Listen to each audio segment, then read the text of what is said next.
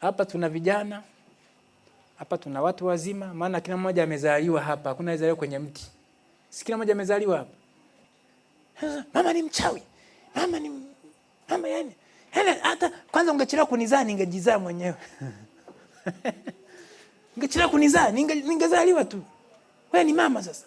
Sikiza nikwambie, hata akufanyie mabaya kiasi gani mzazi, mheshimu. Mtii. Mheshimu mzazi. Bwana asifiwe sana. Usiseme mimi kwa kuwa nimeshaishi kwangu, nina nyumba yangu, kwani mzazi ana nini? Mheshimu mzazi. Kuna watu wanatamani wawaheshimu, hawapo, walishawazika. Yaani natamani mama angekuwepo mama, na angalau nikampelekea kitenge mama yangu akakiona. Angalau angekuwepo baba nikamfanyia hiki akaona. Yaani wanatamani ila hawapo. Wewe unaye unaanza kusema, yaani hili mama si hata, yaani si mama gani hili? Si baba gani hili? Hapana, hata angekuwa ni mchawi kiasi gani. Huyo ni baba, mpe zawadi. Mpende, mheshimu.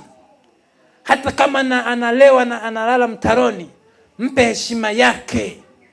Hizi siku za mwisho watu wamejisahau. Wanatukana wazazi wao. Anavaa nguo mbaya mbele ya wazazi. Lakini wazazi nao wana sababu. Unakuta mzazi naye anavaa nguo mbaya mbele ya watoto.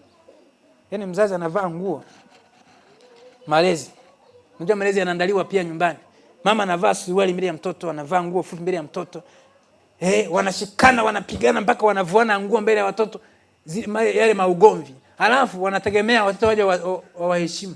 Naye anajifunza tabia zile zile za wazazi.